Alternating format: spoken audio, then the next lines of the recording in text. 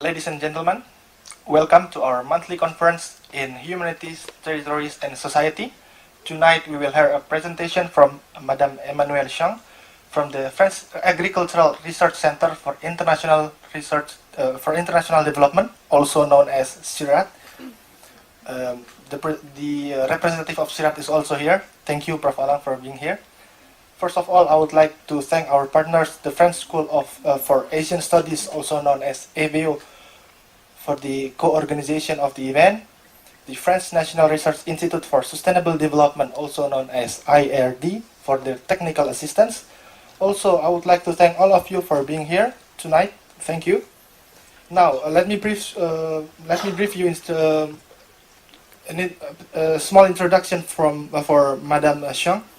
Emmanuelle Chang is a researcher in social science. She is part of a research unit called Market Organization, Institution and Strategy for Stakeholders. Tonight she will talk about what sociology could bring in the study of oil palm in Indonesia and also in the world. After the presentation of Madame Chang, there will be a question and answer session. And I will not talk too long, so without further ado, please give a warm welcome to Madame Chang.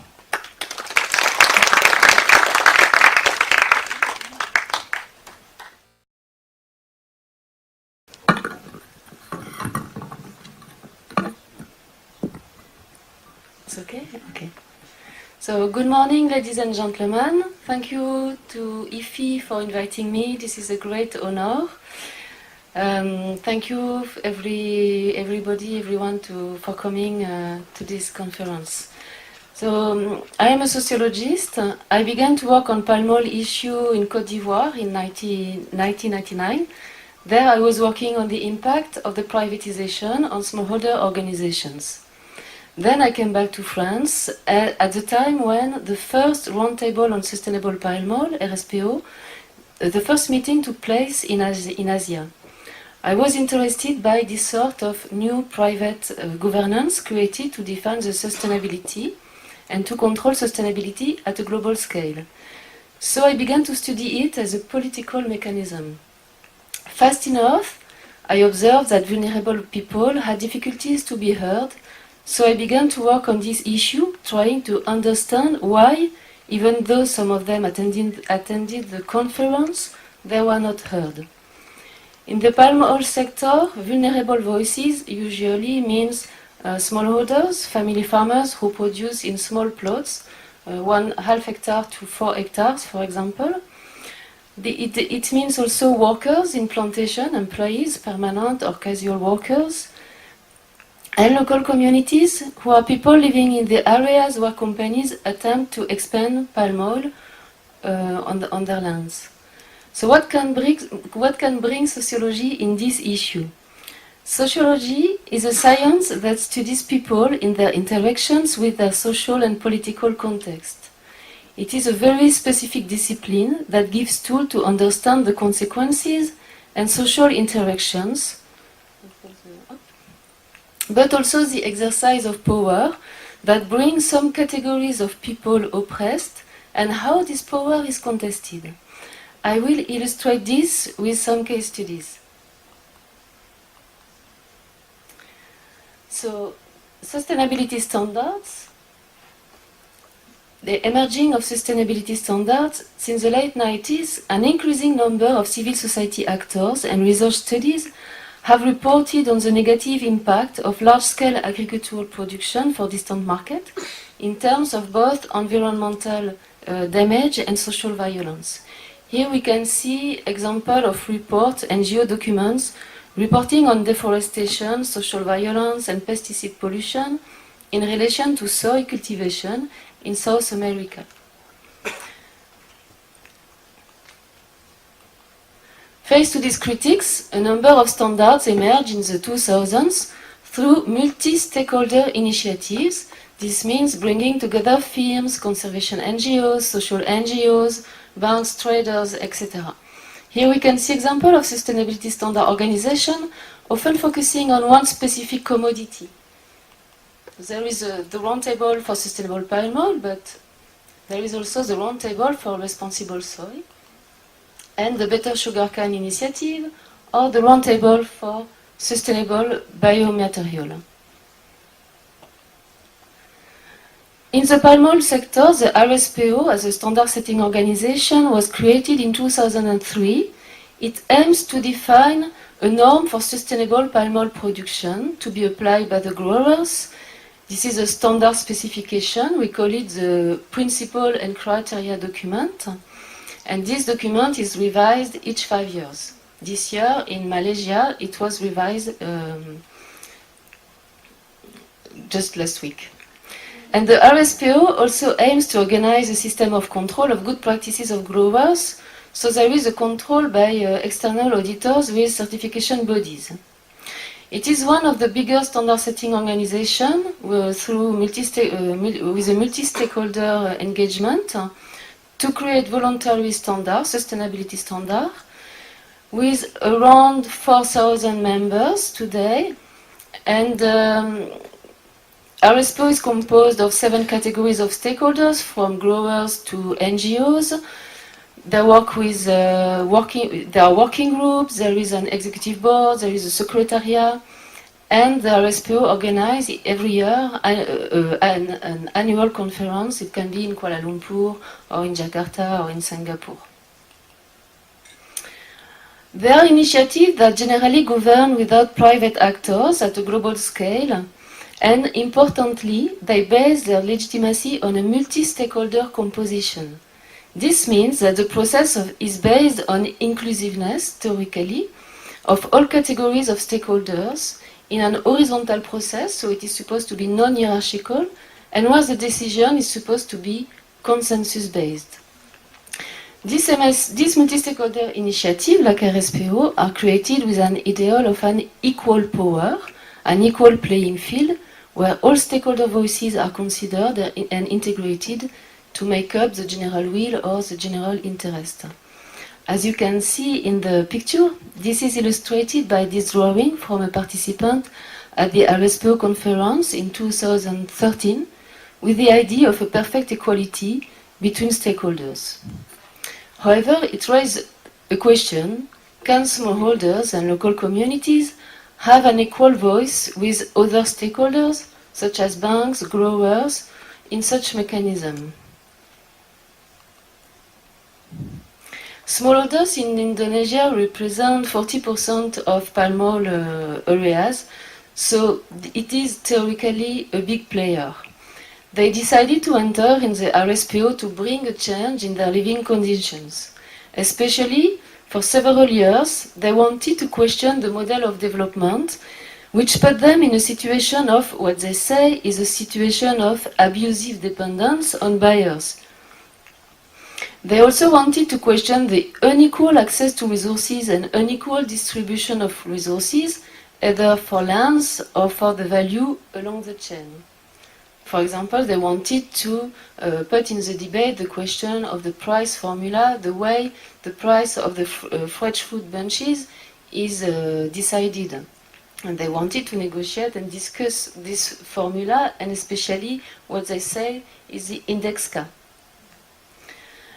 Local communities wanted mainly to address issues of land conflicts which occur between them and palm oil companies. However, despite their inclusion, they felt that they had difficulties in having their voices heard. So this raised 2 questions. What in the RSPO mechanism led to the discrediting of their voices, and what role is played by local NGOs to ease tensions caused by the participation of local communities? This is the 2 questions I will address now. So first about this assumption that people have an equal power. Those directly affected by the expansion of large-scale production, whether designated as vulnerable, disadvantaged, marginalized, or indigenous people, workers, or smallholders, felt that their concerns are not heard, even when they are present during the conference. So how this can be explained?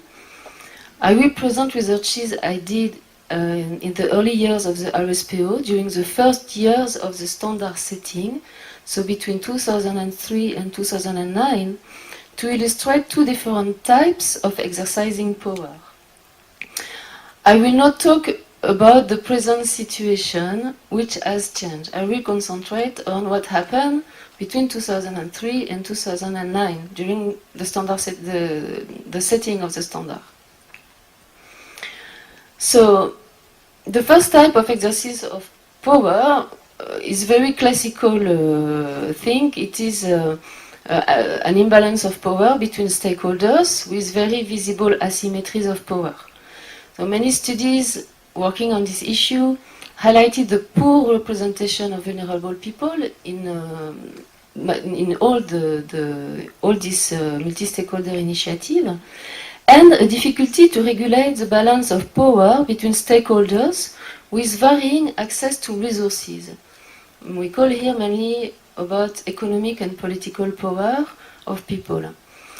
As a consequence, the representation of family farmers has frequently been substituted by other stakeholders, such as plantation companies, international NGOs, banks, sometimes even by companies with which smallholders were in conflict. In RSPO, where the capacity of influence and lobby is important, these local voices are underrepresented. Smallholders are present, but they are very few, if compared with the weight they have in terms of areas, for example, of production. Some leading participants control the agenda of these roundtables. Local community or worker representatives have never been invited in plenary session to make speech and presentation.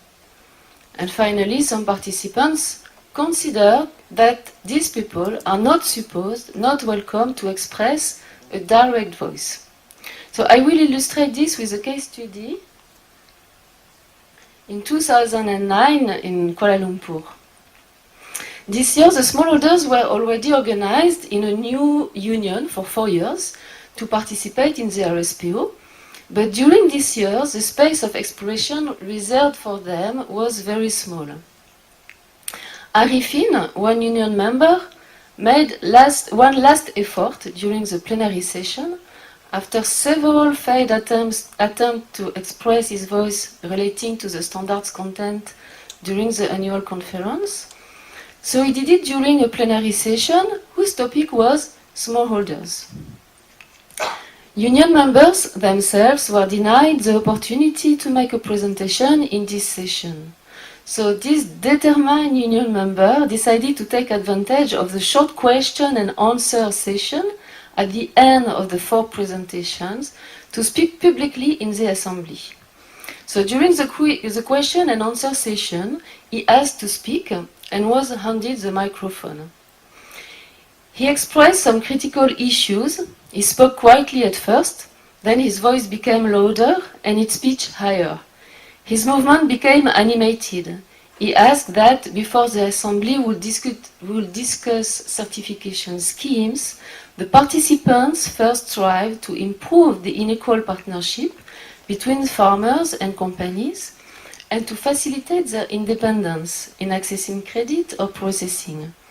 He also asked the participants to consider the inequitable mechanism used to fix the palm bunch prices, which is the K index. His speech was longer than usual for this type of session, and at the end he talked loudly. Arifin's intervention appeared to be a failure.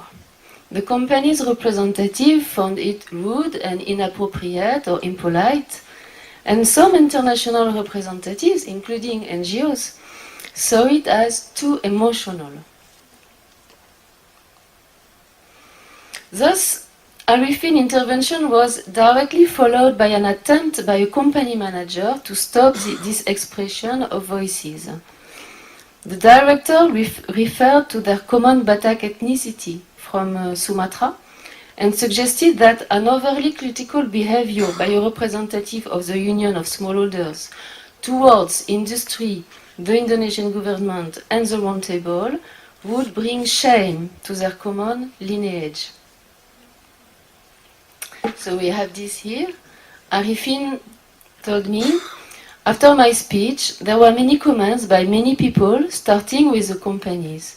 An official of the company said to an NGO member, "Why is it that my young fruit," referring to Arifin as his child, makes a noise like that? Why is it that one of mine protests so much? Because it turns out that this company manager is a Batak too. So I asked him, how can he call you his young fruit? And he answered, because we are both Bataks and because he knows his position, he is a director and I am a smallholder. After this, the director wanted to speak to Arifin. Arifin reported the content of the discussion. The manager of the company had briefed me at dinner. He put it like this: "Do not bring shame to the Batak." So I said, I don't speak on behalf of the Batak, I speak on behalf of the Smallholder Union.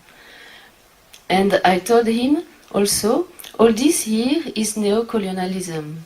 He replied, control your language, otherwise you will bring shame to Pajahitan, being Arifin's and manager's common lineage.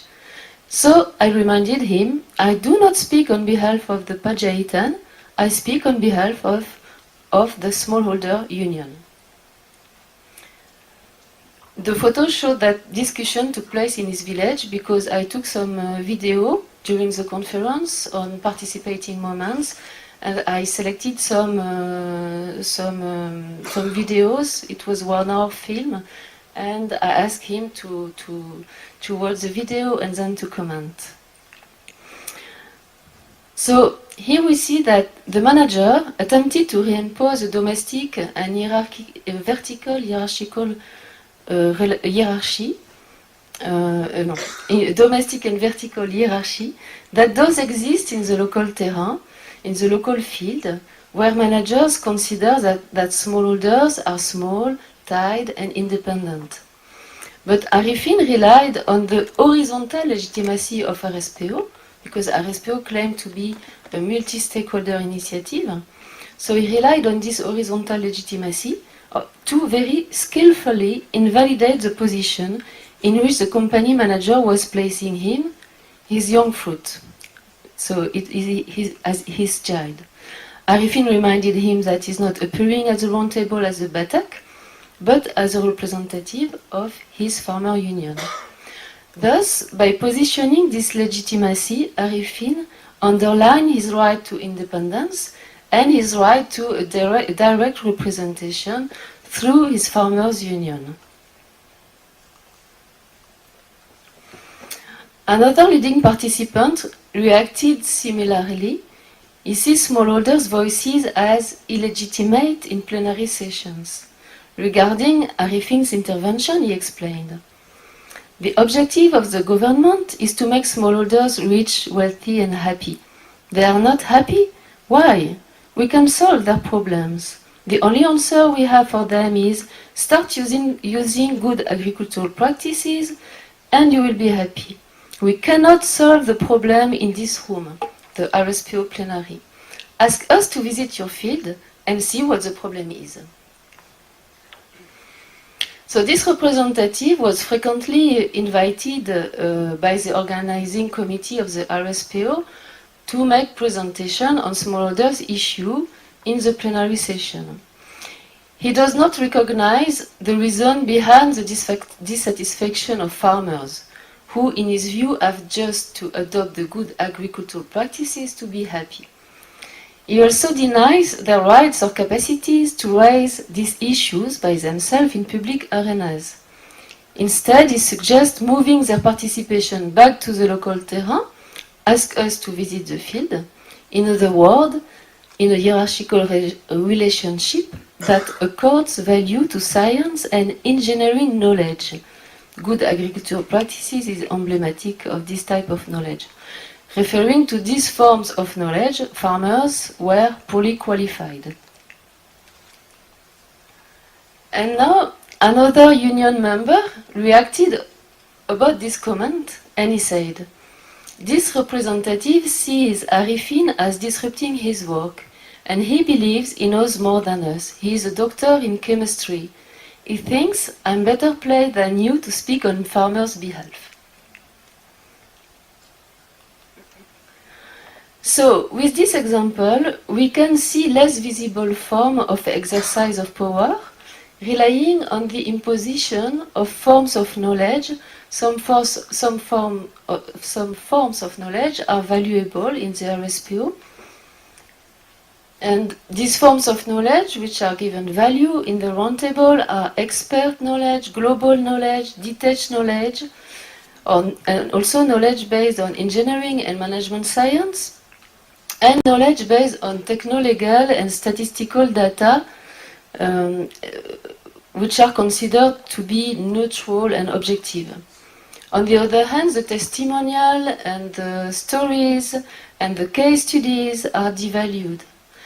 And this has a consequence of in marginalizing people who are attached to the place where they live or who are rooted in favor of mobile and detached expertise.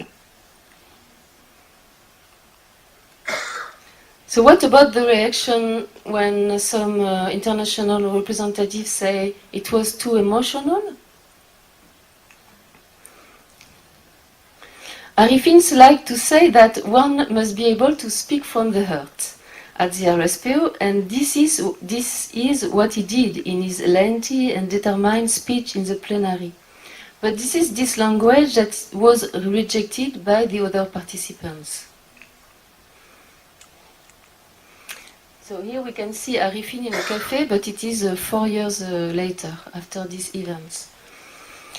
Even though some international social NGOs recognize the appropriateness of the content of such speeches from smallholders, they felt that farmers were still wrong in the manner of conveying the message.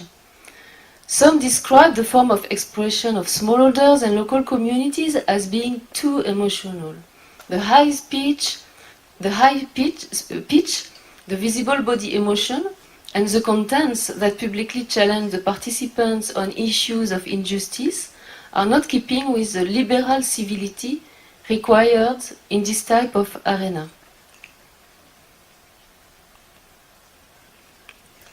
So these farmers, during these first years of standard setting, were frequently discredited by some participants who, for example, accused them of not being real farmers, but rather activists.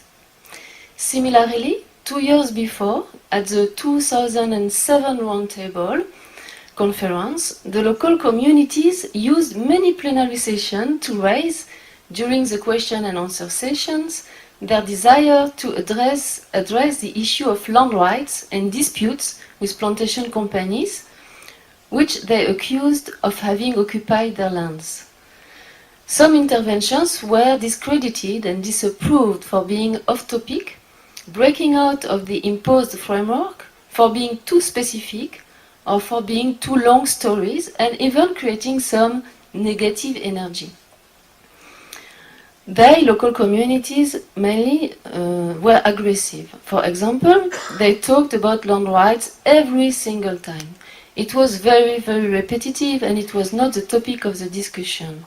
They create more negative energy rather than positive. I wonder if it's the most effective platform, the plenary, to express their voice. Maybe it should be limited to the board through NGO representation. So this participant proposed converting smallholder or local communities' participation to an indirect representation via an NGO on the executive board. Then, during the 2 subsequent years, the mechanism was modified to recast such voices. So, smallholder and local communities, during these 2 years, if they wanted to intervene in plenary session, they were asked to write short questions on a half sheet of papers and to be read by a translator, not by themselves directly. So their bodies completely disappeared, and their statements were reduced to short questions. There were also some pressures to reduce their critical stance, and also they were oriented towards case-by-case negotiations with companies and side events rather than in the public sessions. On their part, the smallholders union members do not concede that the emotion they bring to their public statements is misplaced. They present it as genuine and based on a sense of injustice, on a feeling of being undervalued. So what is valued in RSPO comes into tension with other grammars of participation, which are nevertheless necessary for a composition with different voices. Smallholder had the desire to reopen the debate on what is sustainability as a common good. So when Arifit says he would like people speak from the heart, hati, he suggests first of all that participants should be open to a critical participation. It's supposed to compose a commonality or an agreement to allow that people mobilize or exerce a critical capacity. And this critical capacity was used by the Union of Smallholders to criticize domestic dependence, domestic subordination and market subordination. These voices also require to give value to attachments. Speaking from the hearts means also that people can compose by soliciting attachments and personal relations and experience with their environment, or that they can talk about the adverse circumstances that they have suffered in person. So the idea is to give legitimacy to the representation of real lives. Now, I will address another challenge for vulnerable voices, which is to assert their rights, to have their concerns recognized by auditors and through the grievance mechanism of RSPO. Because, as I said in the beginning, the RSPO aims to indeed develop a system of control by auditors. So growers are controlled by auditors, we call it certification bodies. And there is also in RSPO a mechanism to, we call it the grievance mechanism, where local communities, for example, but everybody can do it, local communities can fulfill a complaint toward a company, for example, for non-respecting the standard specification, the RSPO PNC, Principle and Criteria. So local community can lodge a complaint at the RSPO Secretariat in Jakarta, for example, and this complaint will be handled by a panel of experts. The experts are RSPO members.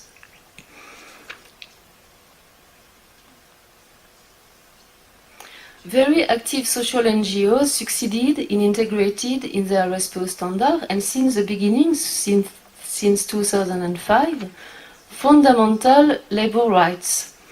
They included the labor rights from the 8 core conventions of International Labour Organization.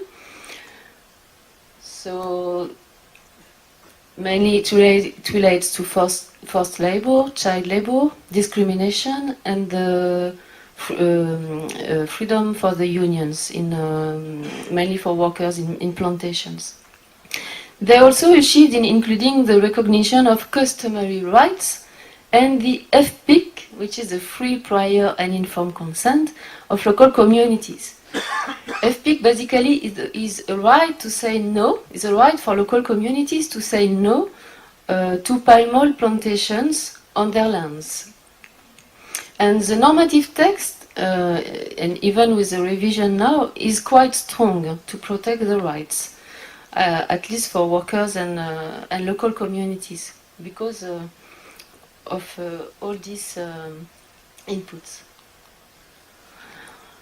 But a major concern to be addressed is the question of the ability of workers, smallholders and local communities to assert their rights. This is an issue for at least 2 important procedures, the audit and the grievance mechanism. How do local communities gain access to these instruments? What capacities are required to get access? What forms of proof are recognized by the auditors, for example? Here we have two illustrations.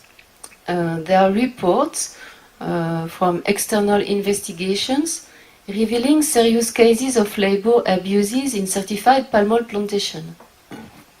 So we have the case of the investigation of a journalist, Wall Street Journal journalist, who revealed abuses in certified palm oil company in Malaysia.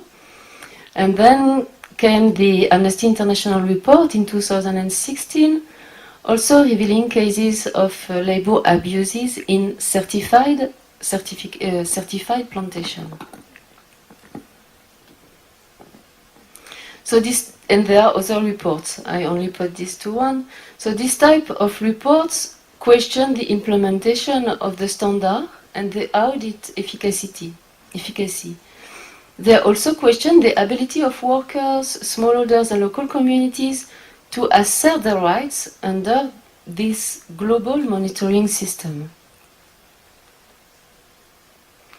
We can question whether the sustainability standards have the ability to assess all damage, despite increasing number of indicators to be checked by the auditors. Research showed that some damage is invisible to this instrument. Firstly, because of problems associated with what form of knowledge, what form of information are valued to monitor. We observe that technical, legal, and statistical forms of information and technical and scientific skills are accepted as principle of neutrality and objectivity. But they exclude forms of evidence that make sense for local residents or local dwellers, such as monographic experience, testimonies, real-life stories, and, importantly, locally accepted natural landmarks, for example, to design a boundary. I will show you an example. So here we can see a very important issue. This is the about the difficult displacement of familiar markers to a transnational forum as RSPO. For example, some trees are recognized as border markers for those who are familiar with the place because of their age and history. They are engraved with a code or a name in the timber which cannot be erased. Other markers are rivers, rocks, etc. Local dwellers also rely on old testimonies like this letter, written in Malay Arabic in 1905. In their communities, forms of evidence for specifying land use or ownership relate mainly to natural and oral elements like this. The effectiveness of customary rights locally depends on the recognition of the other residents, even if no boundary line is explicitly materialized. These are the stories and the habits that make the force of law. Yet, local residents, local dwellers face difficulties, local communities, face difficulties. First, the difficulty of getting these forms of evidence recognized or even seen, for example, by an auditor who will also receive an arsenal of documents from the opposing firm. And the difficulty of transporting this evidence to the transnational forum, for example, to the grievance mechanism of RSPO when they have a land conflict with a company. Secondly, standards favor systems of monetary compensation for the damage or are based on a possibility of land substitutions or relocation, which rarely compensates for the violations against people attached to specific places where they live. Local communities who are in conflict with the company express strong attachments to their environment built over time. For them, the environment is almost a constitutive part of their identity. In Borneo, the residents express their attachment to a way of life that connects them to nature, including with non-human. Non-human are very important, like birds, medicinal herbs, spirits. And the loss of lands which are occupied by the company cut them off from this existential connection. These non-humans disappear or are forced to change their movements. Birds, for example, that serve as a guide to open new plots are moving away. The spirits protecting people and crops that were living in some cut trees also went away. In the old days, we had signs, footprints, from the birds. For opening Swedens, this kind of bird has to be there. In the dry season, there is this bird, and the rainy season also has its birds. So the consequences of losing some lands or forest areas are potentially dramatic. One said, if the forest disappears, then everything disappears. Sometimes even the communities themselves make reparation for the damage to the nature caused by the company.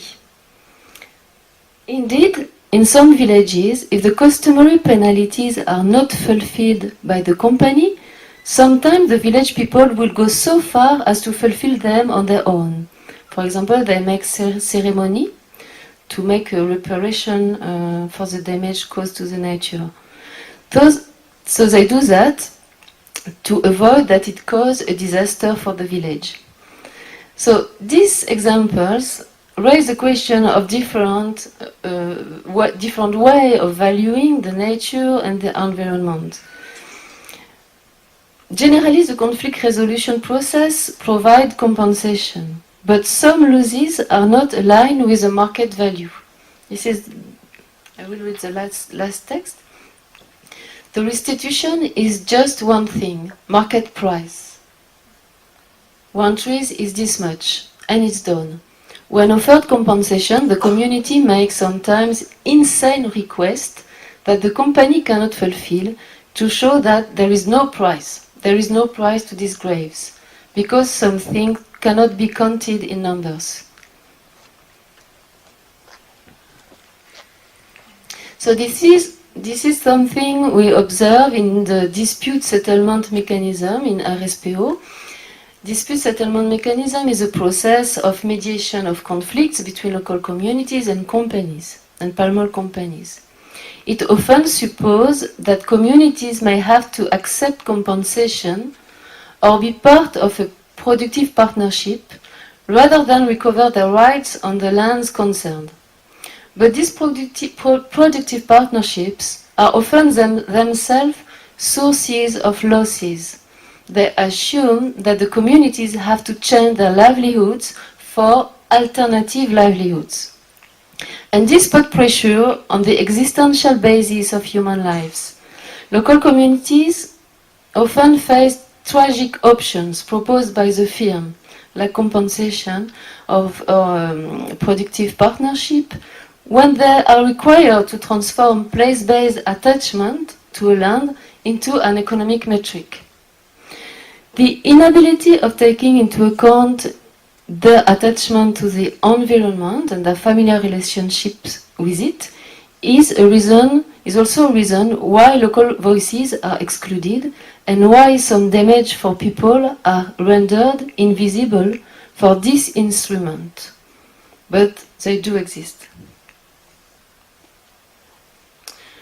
Faced to these challenges, NGOs, especially local NGOs, play an active role in converting local forms of evidence or proofs into more shareable documents.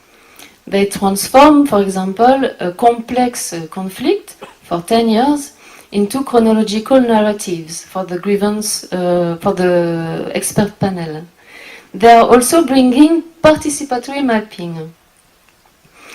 Because natural markers cannot be transported to the international forum, participatory mapping is used to transform, with a GPS tool, local concerns about land and boundaries into shareable maps. So here we see the trace of a natural marker of a boundary, and local NGOs putting this point, this marker on a map with a GPS, and then this map is used is sent to the panel of experts who are arbitrating on the case. So this is a way. Of transporting and sharing local forms of evidence into a transnational arenas.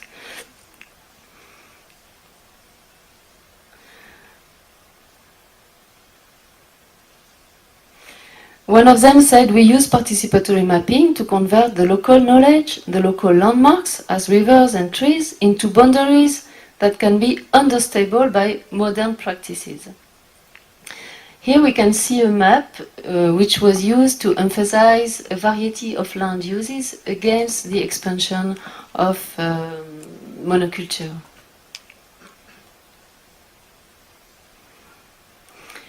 So NGOs also played an active role in repoliticizing the standards.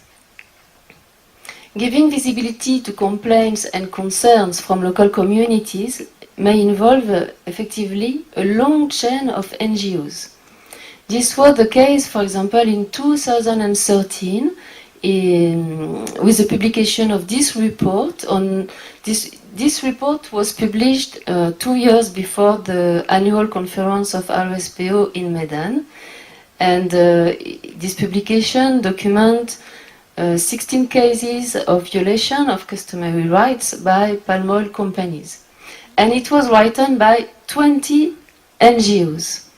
So it was done thanks to a long chain of NGOs, from the most local one to the most international ones, and with RSPO and non-RSPO members.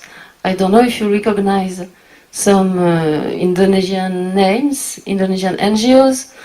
Here we have Yuma, Sawit Watch, Setara Jambi, Pusaka, Walhi, etc. And also international NGOs like Forest People Program. So this report was an efficient strategy of various NGOs to support a more critical participation in the RSPO. This report had an impact because it articulated a large variety of forms of knowledge, from the most local one to the most formalized one.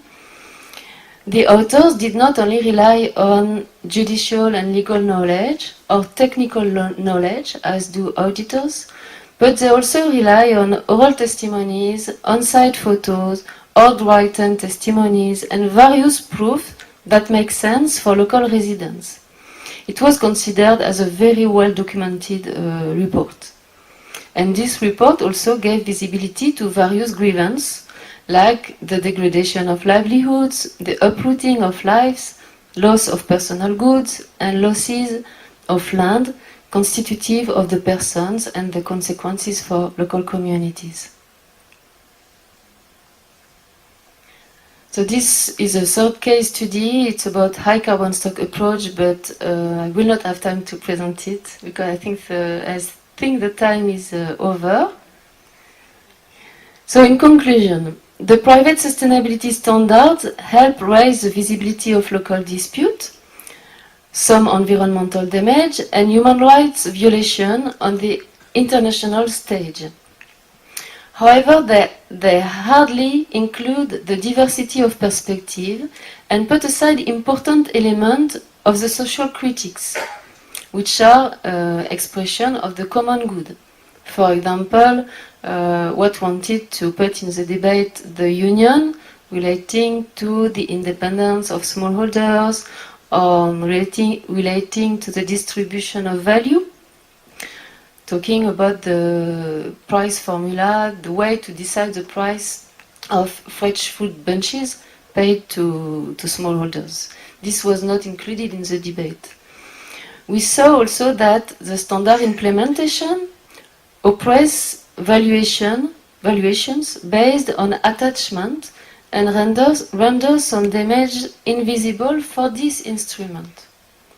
So these are two reasons why these standards, generally not only RSPO, these standards are in the same time contested.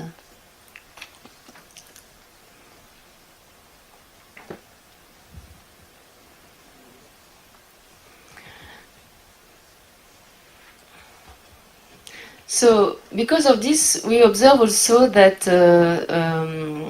this restriction of the debate generates overflows. So there is a lot of contestation, but what we can see is that outside NGOs and movements call sometimes for repositioning on other forums with the intent to reprioritize the human well-being in the debate, and in order to address critical issues and concerns of family farmers and local communities. They call for a more systematic transformation and reopen the debate on models of agriculture, production and trade, and on the valuations of land and forests. So, a large part of social science studies conclude that the way to address these current limits supposed to make apparent what is political in order to address power inequalities and vulnerability issues and to create spaces more open to diverse forms of knowledge and of valuation.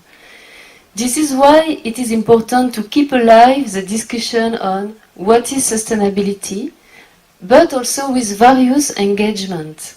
We saw the importance to accommodate with a critical participation and a participation which give value to attachments of people. So generally, this is this mechanism could give more attention to local voices, local voices can be local NGOs, international NGOs or unions, to reopen the debate and to integrate the issue that could not be integrated. Because if not, the standard will not be able to internalize all the externalities. Thank you for your attention.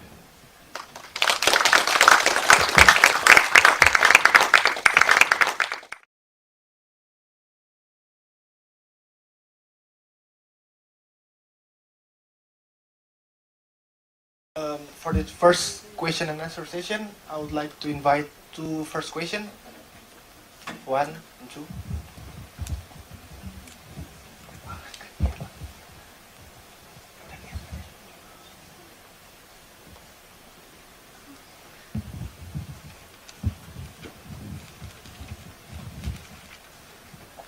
Emmanuel, thank you very much for your presentation. So my name is Daniel. I'm from CRC 990 Research Group from the University of Göttingen. So I have a questions. So when the farmer says that they want their voices to be heard, what do they want to say actually? So this is because do they really know about RSPO? We are also doing research about oil palm, and then we are collecting data from the smallholders in Sumatra.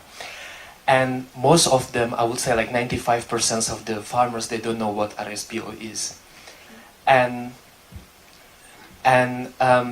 So this 5% of the farmers who know about RSPO, when we ask them, how do you know that? Why do you follow the RSPO? They said, yeah, because I'm a member of cooperatives, and the cooperatives requires me to do that.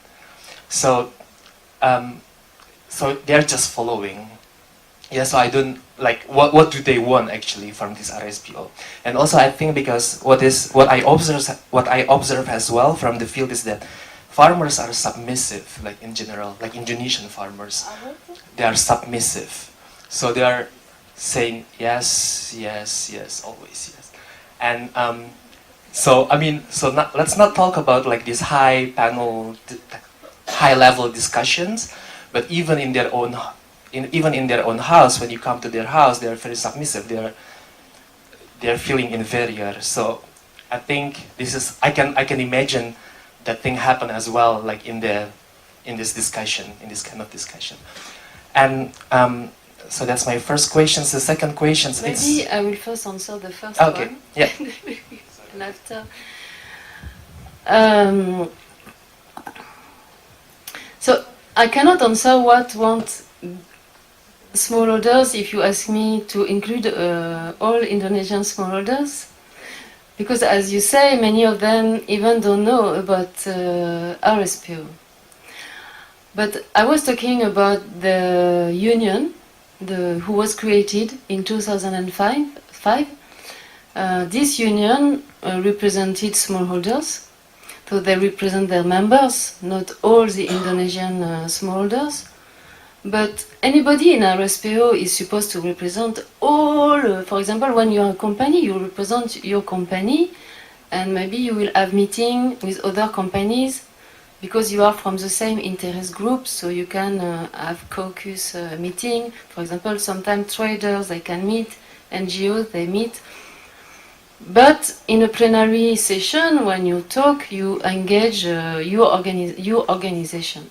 So a farmer union, like the one I talked about you, was legitimate to express a voice.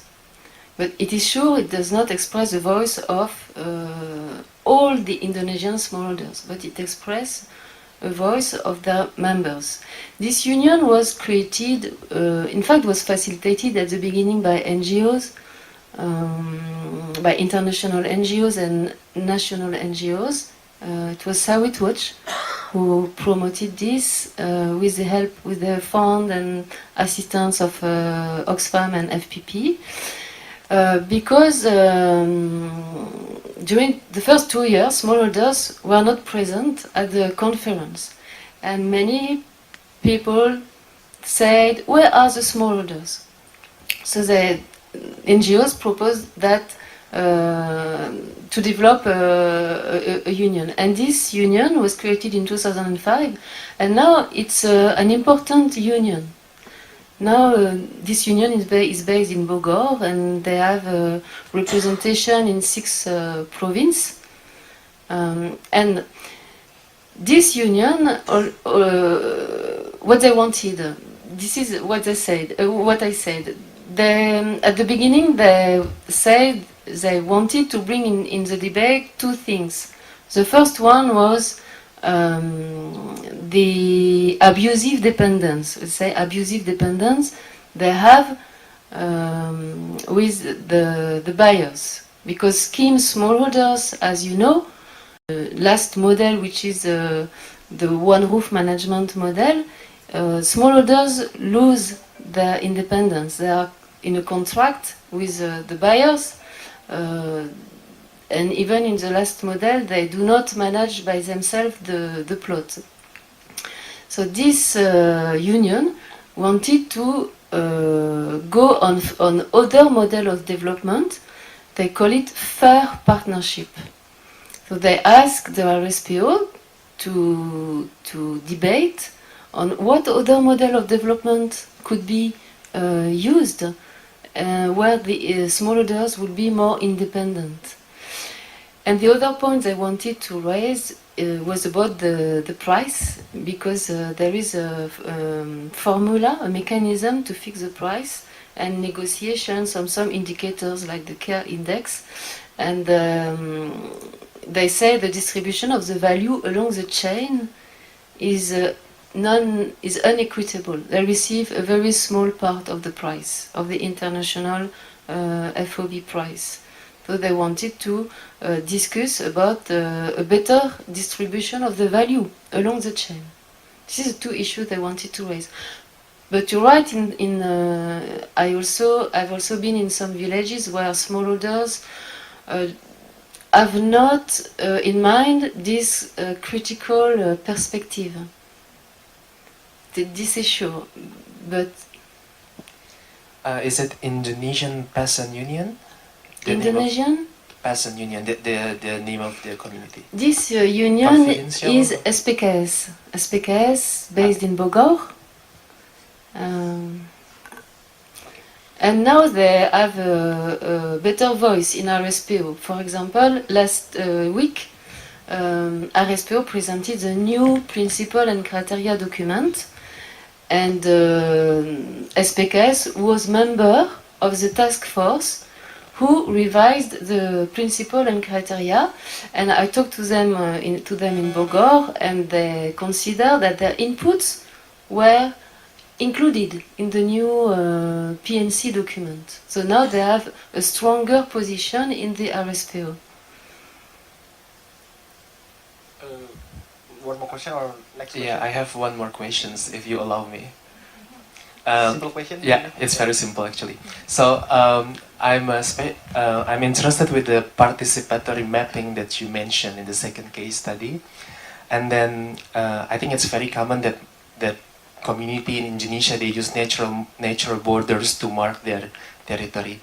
So it's really interesting that they do this mapping, but did they face any problems like, for example, overlapping size? Because one community claim that this is my land, and then from this tree, and then the other community say no, from this river is my land, and then it's overlapped. Yeah, this is why some NGOs do not want to use participatory mapping, because they say that, these are NGOs in Kalimantan, in Borneo. They say that the communities live like that without a clear definition of the boundary line.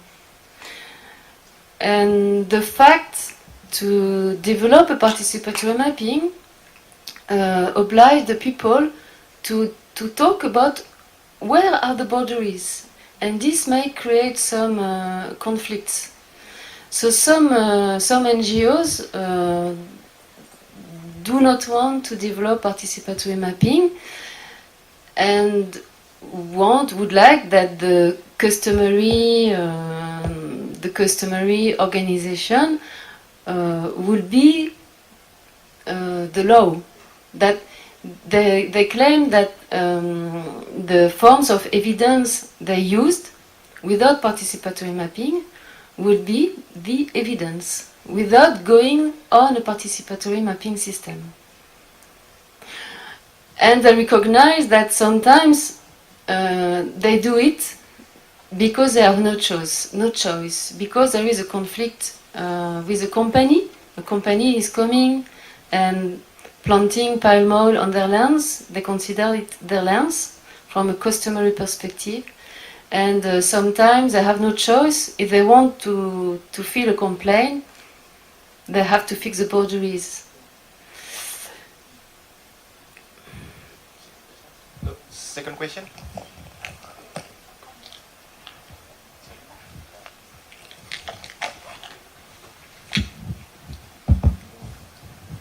Thank you. My name is Khairil from Indonesian Academy of Science.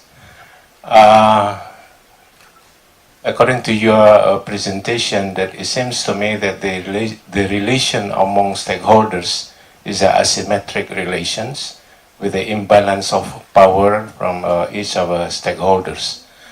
And then from this situation, there is only two possible settings in the future. First one is we just let all stakeholders, what we call it, working under the free competition, and it's become a fatalistic, what we call it, the situation. The other one is in the opposite to the free competition, is like collaboration. So if we can create the environment between asymmetric and collaboration, that means our SPO need to be strengthened and improved. It's not only composed of the stakeholders like NGOs, society, and the business sector in the area, the bankers, etc. But we need to include all, like education, universities, research, environmentalists, etc. So in this situation, if we can create a collaborative setting in the future, it could help improve the condition in the field. Otherwise, it go toward a fatalistic situation if the government just let free competition or imbalanced competition or asymmetric competition in the future. Thank you. But do you think that because it is a point that I did not raise, but the state, the governments, and the academics, the research institute are not voting members in RSPO. They have a different statute. They can be members, but they have no voting rights. So, do you mean that if research centers and universities would be associated, it would improve the collaboration? I think so, because if we say, for example, in sustainable development, there are three, what we call it, the factors, main factors: social, economy, and environment. There are three possible settings in this kind of situation. The first one is the laissez-faire situation. Just let them do voluntarily the relation, manage the relation voluntarily. The second one is the environmentalistic setting. Environment is the big circle, then economy and social within the environment. The other one is a trilateral collaboration: social, environment, and economy. In this trilateral collaboration, I think education, social awareness, all of what we call it the social capital need to be included in the system, in the collaborative setting. Yeah, oui, yes. But what I wanted to raise is a little bit different. I wanted to take into account the importance of local voices, the participation of local NGOs, Indonesian NGOs or unions, the local scale, because RSPO is a very international forum. There are many international representatives and companies, but it's not sufficiently open to a more critical participation and to people who come to defend their real lives, what they are living on the field. These voices are missing. Okay. But I agree with you. It could be interesting also to have better connection with research and to have more inputs from research. But I would say empirical research. Research from the field. Yeah, if I could add, maybe we can create the more autonomous RSPO, yeah, regionally, instead of we have the global one. So it differs from one region to another region, yeah, according to the social and cultural capital in the region. So maybe we cannot have one single RSPO and then solve all the problem all over the world. I mean, all over the palm oil region. What do you think? I mean, maybe we need what we call it more autonomous, like in North Sumatra, South Sumatra, they have their own RSPO. Their own RSPO or Yeah. ISPO? Yeah, similar to the RSPO, yeah? More autonomous, regionalized RSPO.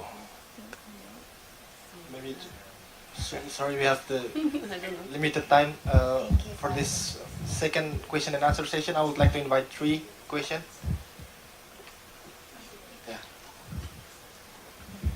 Bonjour, donc si j'ai bien compris, vous êtes chercheuse, hein, donc vous avez eu l'occasion d'être immergée à Sumatra avec les Batak justement, puisque c'est là où l'huile de palme se situe le plus en Indonésie. Est-ce que vous avez eu l'occasion, parce que au début de votre présentation, effectivement les Batak peuvent surprendre parfois par leur façon de s'exprimer par rapport à la culture indonésienne qui est très polie, très codifiée, très... on dit pas non. Il y a beaucoup de choses culturellement qui fait que les Batak sont considérés ici comme différents. D'abord ils sont chrétiens, ce qui est quand même pas courant. Et puis déjà il y avait ce côté-là qui m'a étonnée qu'on appuie là-dessus. Enfin culturellement c'est comme ça en fait. Ici... quand on se retrouve dans un groupe de Batak, ils peuvent être frontaux, ils peuvent vous exprimer les façons de façon beaucoup plus directe, ce qu'on n'a pas l'habitude ici, puisqu'on prend des formes de langage différentes. Donc déjà, et d'un. De deux, quand vous parlez de la frontière traditionnelle, effectivement, comme disait ce monsieur, on voit des frontières où les communautés se disent la frontière passe ici. C'est un grand problème, en fait, à Sumatra, le overlapping. Parce qu'en fait, vu les migrations qui se sont succédées, les villageois entre eux se disputent des frontières, ce qui fait qu'ils sont très codifiés avec le RT, le Kedua, etc. Et finalement, ce sont que des illégaux dans certains endroits, et personne n'est d'accord sur où passent ces fameuses frontières. Donc que les ONG, tous les ONG décident de ne pas prendre position, ça me paraît plutôt du bon sens. Très difficile, les migrations sont successives. Votre état des lieux s'arrête en 2009. Aujourd'hui, qu'est-ce que vous en pensez? Et puis voilà, il y a la carte de Djambi aussi qui m'étonne. Qu'est-ce que je pense de quoi? De aujourd'hui, justement, cette position, parce que là, vous nous avez parlé des standards, du fait que il faut écouter les petits propriétaires, c'est vrai, ils sont très nombreux, on est d'accord. Mais aujourd'hui, en 2018, parce que tous ces standards en fait qui sont développés, ce sont pour beaucoup des standards européens. Des standards qui sont créés par des Européens, comme nous, mais qui correspondent souvent à une réalité de terrain qui est très différente. Alors on nous sort les FPPIC, les grands principes qu'il faut respecter, le droit à dire non, le droit à revenir, etc. Oui, peut-être, hein, sûrement, mais sur le terrain, c'est extrêmement compliqué. Donc je me demande si les normes ou les standards par des auditeurs, par des groupes, sont finalement un peu loin d'une réalité. Thank you for the question. I would like to translate it a bit. First question is maybe, is it... First question is about the fact that Arifin is a Batak. Yeah, so is it because he is a Batak? Arifin is a Batak. Do you have being with all the Batak community, living with them, meeting with them? No, but Arifin is Batak, but he's a migrant. He was living in Kalimantan. So I was in his village in Kalimantan, but we talked about this point because I discussed with him and with other union members. One of them told me, no, but Arifin is talking like that because he is a Batak. Okay, because he is a Batak. But when we looked at the video in his house, when he saw the moment where he was talking, it was 5-minute speech. It's very long, 5 minutes in a question and answer session of 15 minutes. When he saw this, he told me, I was angry. I felt a little bit oppressed. I was angry. So surely he's a Batak and this is a way of expression, but he recognized also that he felt oppressed because the environment for them is cold. They said that companies are there, but they are manipulated. They are only here for marketing strategy. He said that they don't bring a change on the field, and they also have experience in their village about oppression. He himself, for example, he had been criminalized. He had 6 months in jail about these issues. So he felt really oppressed to speak in the arena. And even if he's a Batak, my problem was not to say if it's normal or not to talk like that, but to analyze the reactions of the other representatives, why it was rejected, why when you are angry it is not acceptable. Why? It's not that. In Indonesian, when you're speaking with a certain way. If you're from Japanese, Yeah, but I know. I didn't say the contrary. That's why Batak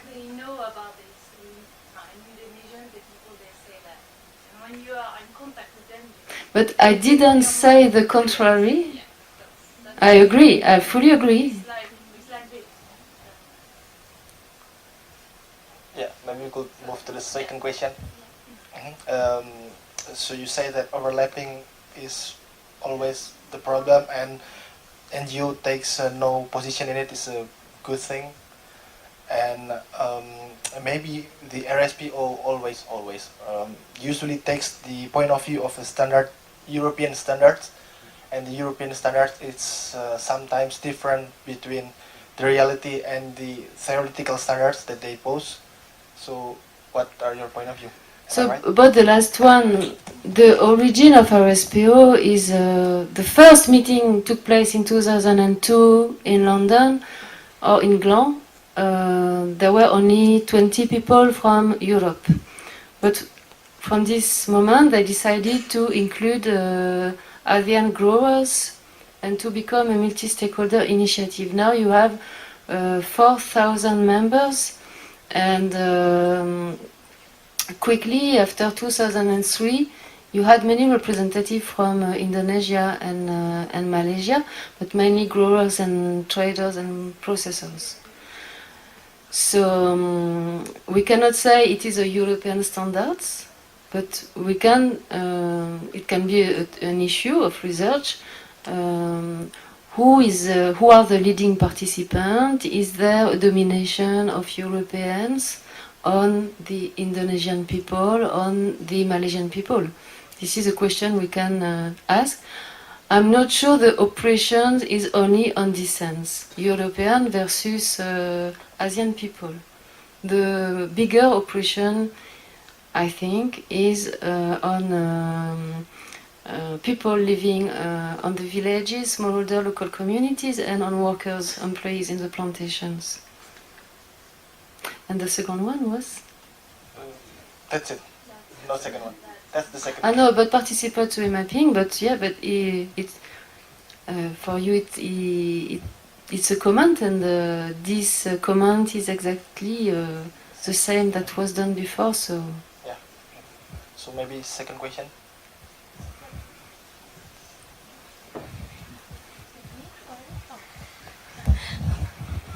Okay, yeah, thank you very much for your presentation. My name is Victoria. I'm working for WWF Germany.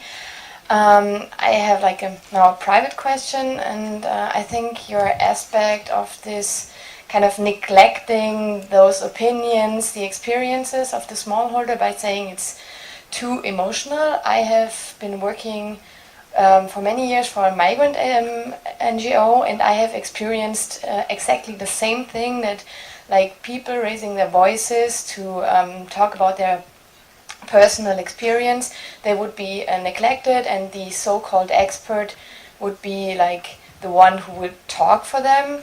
So I think this is a very interesting aspect, and I just think that this just reflects the power and the imbalance, and I think that those who neglect this, they just don't want to hear it, because it's like easier for them to say, okay, we have those statistics and we see there's a problem, but really hearing somebody talking about his life is a lot harder, and they just, I think they just don't want to hear it, and they don't want it to become public. And my question to you is now, I don't see that this is going to change in the near future. What is your opinion? Should these smallholder just continue working with this RSPO roundtable, or just stop it? Yeah, thank you. First of all, I need to say that Arifin when he speak, Arifin, he was not talking about his life. Huh? He had a very clever presentation. I didn't want that. But there were many other cases where it was the case, especially with local communities.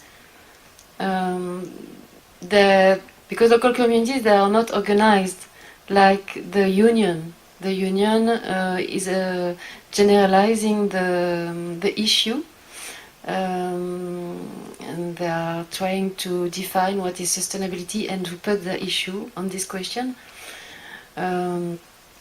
But just for not misunderstanding. But you're right, when local communities talked, they were accused of having too long stories, beginning talking about their case, their own case. So they were accused of not being, not having a general overview. But I'm not agree with the fact that it is a reason to disqualify this type of intervention. But about smallholders, what was exactly the last question? Should they continue to work with RSPO or not? But now the union I was talking about is a strong union, and they are participating in RSPO. They give inputs to revise the principle and criteria documents. They consider their inputs were included in the new document. So with the time, they became stronger and stronger, and now, well, they are not invited to speak in plenary session in RSPO, but at least they are members of working groups. So the working groups working on principle and criteria, they were there. Now the question is, should they have to put a lot of energy and resources in this mechanism? We should ask them what do they think. But I know they are not putting their resources only on this initiative. They also work on. They gave input on ISPO, the Indonesian Sustainable Palm Oil Standard. They are organizing a meeting about the moratorium on palm oil expansion. So they are expanding in different issues. They are not putting all their resources on the RSPO mechanism. Yeah, so one last simple question. Okay, simple question. Question on methodology. You are using one person, Arifin, only to support your argument. So, which is not yet, could not be reliable, to what extent that this Arifin representing others. I mean, in terms of methodology, it is a question. Number two is you're using anak buah for young fruit, which is really strange because anak buah for us is really your followers, supporters, subordinates. It is not fruits and then you have little fruit. Is that the case? Okay, thank you. Bye. What was the methodology? Okay, so you would prefer at present statistics? No more people. More people. Only one. But I have no time. I can talk of other cases, no problem. But I have no time. I prefer to go. You can mention that other people like Arifin. Yeah, but I said, for example, that in 2007, 2 years later, before, local communities also tried to take the floor, tried to intervene during the Q&A session. So during the 3 days, they asked for the floor, and they were talking about, they tried to address the issue of land conflicts. And they were also disqualified. I presented it. And also there is a case, the first year smallholders took the floor was in 2004. He asked to a leading participant if he can talk, because there were no space for their speech. And he came and he spoke during 10 minutes in Bahasa Indonesia with a strong, body emotion, and he was not Batak, and he was also disqualified. After that, some companies discussed about that in the board, and they decided they don't want to see that anymore in the roundtable. They said never again. So the NGOs were required to reframe the participation of smallholders. So there are many events.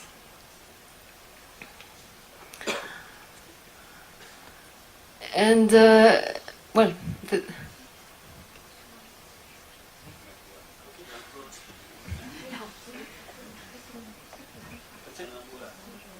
Last question. young fruit, I didn't understand the question. Anak buah you translate as young fruit. And it's not good? Ah, okay. Are you sure? What does it? So how do you translate? Subordinate. Followers. Subordonné. Ok, subordonné. Wow. Ok. Donc on ne peut pas dire subordonné. It's not like is a child. Is subordinated. Okay, but it's quite well. It doesn't change the idea. Okay, thank you. So, thank you very much for your participation and your question. It's been a wonderful question and answer session. Thank you very much. We hope to see you again in our next conference on 12th December. Genevieve Dugong will talk about the autonomy law and the writing of history in Eastern Indonesia. And I wish you all a good evening, and please enjoy some snacks in the lobby and a free time to continue the discussion with Ibu Shang. Until then, bonne soirée.